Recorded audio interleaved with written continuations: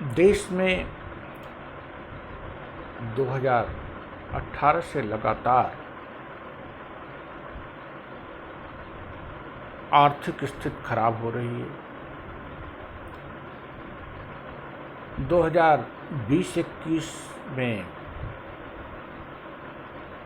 बेरोजगारी चरम पर पहुंची और अब ये पता चल रहा है कि गरीबी रेखा से नीचे रहने वालों की संख्या में तेजी से बढ़ोतरी हो रही है। तमाम मिडिल इनकम ग्रुप के लोग अब लोअर मिडिल इनकम ग्रुप में आ गए। ये तो रही मटेरियलिस्टिक भौतिकवादी विकास की रूपरेखा, आर्थिक विकास की रूपरेखा, सामाजिक विकास की रूपरेखा। जहाँ तक मानवीय विकास की बात है और खुशहाली की बात है, उसमें हम इतना पीछे हैं कि अभी भारत सरकार की दूर दूर तक कोई उसमें प्राथमिकता ही नहीं है।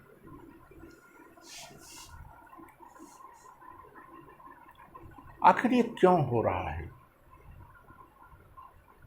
आप आर्थिक सामाजिक मुद्दे पर क्यों पिछड़ते जा रहे हो और जनसामान्य अपने को इसके प्रति इम्यून भी करता जा रहा है? उसने राजनीतिक भ्रष्टाचार को नियत मान ली। राजनीतिज्ञों को भ्रष्टाचार से रोकने के स्थान पर वह स्वयं भ्रष्टाचार में तेजी से शरीक होता जा रहा है, सहभागी बनता जा रहा है। सामाजिक विसंगतियां पहले से थी। राजनीतिज्ञों ने अपने स्वार्थ सिद्ध के लिए उसे और भी हवा दी और अब जनता भी सामाजिक विसंगतियों का फायदा लेने लगी। आर्थिक विकास और भौतिक विकास की मृग मरीचिका दिखाकर राजनेता वोट लेते हैं, लेकिन जनता अब इसमें भी इम्यून हो गई है। वो समझ गई है कि किसी को भी विकास नहीं करना है।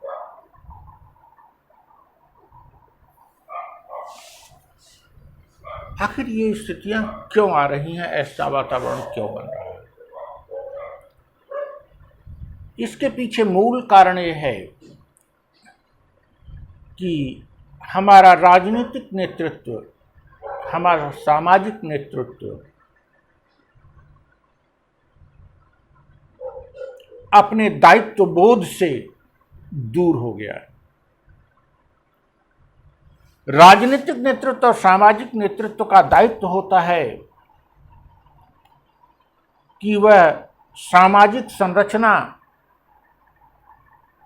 में व्याप्त बुराइयों को निराकरण का प्रयास करे और अगली पीढ़ी के लिए एक नए समाज के निर्माण की दिशा में पहल करे।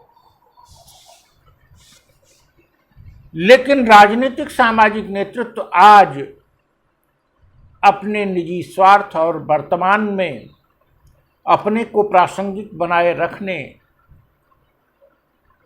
की रूपरेखा और उसको कार्य रूप देने में ही व्यस्त है। ऐसे में जितनी भी पहले हो रही हैं वे किसी दूरदृष्टि पर आधारित नहीं हैं, वे नवनिर्माण पर आधारित नहीं हैं, वे संरचनात्मक अप्रोच नहीं रखती, अपितु वे ब्यूरोक्रेटिक अप्रोच से चल रही हैं।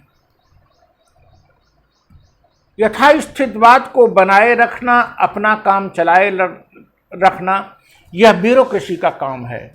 और सामाजिक और राजनीतिक नेतृत्व हमेशा ब्यूरोक्रेट से नई पहल करवाने के लिए बाध्य करता है ब्यूरोक्रेट को।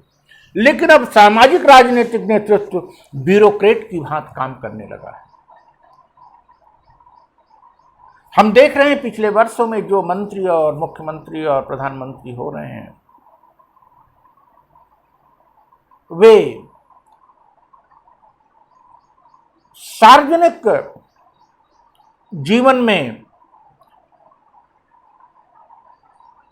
राजमर्मज्ञ को और राजनीतिज्ञ को जो भूमिका निभानी चाहिए वो नहीं कर रहे हैं। वे एक ऐसे नौकरशाह की भूमिका में आ गए हैं कि अपने पद को बनाए रखना, अर्थात अपने राजनीतिक दल को सत्ता में बनाए रखना और जनसामान्य को ऐसा एलोरमेंट, ऐसा भय, ऐसा भ्रम उनमें पैदा करते रहना कि वे अपने निजी हितों, अपनी प्रगति के मार्ग से ही विचलित हो जाए और उसकी पहचान न कर पाए।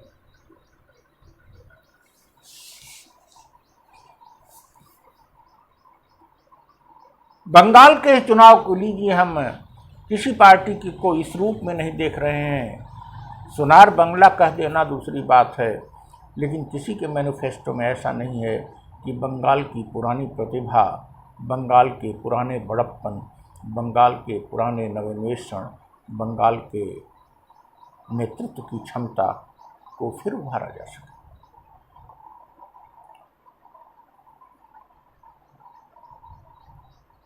यही हाल तमिलनाडु में दिखाई पड़ रही है। करुणानिधि और जयललिता के युग के अंत के बाद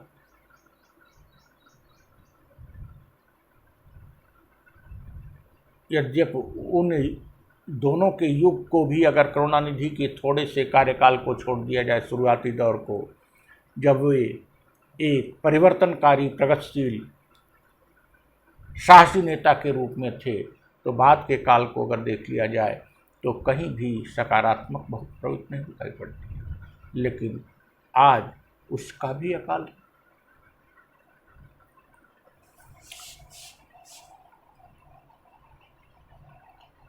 असम, केरल, पुडुचेरी, कहीं भी किसी भी दल के मैनिफेस्टो में राष्ट्रीय हित और राज्य के हित में कोऑर्डिनेशन बनाते हुए राज्य के तीव्रतम विकास की तथा राज्य की प्राथमिकताओं के अनुसार वहां के प्रगति की रूपरेखा हमको नहीं दिखाई पड़ रही। राष्ट्रीय नेतृत्व की जब बात करते हैं तो राष्ट्रीय नेतृत्व तो जैसे समझ चुका है कि अब उसके बस का कुछ नहीं है। अब उसे अपने को बनाए रखना है। आर्थिक स्थिति कैसे ठीक होगी, बेरोजगारी कैसे दूर होगी, शिक्षा का गिरता स्तर कैसे ठीक किया जाएगा, स्वास्थ्य सेवाएं कैसे क्रांतिकारी ढंग से परिवर्तित की जाएंगी,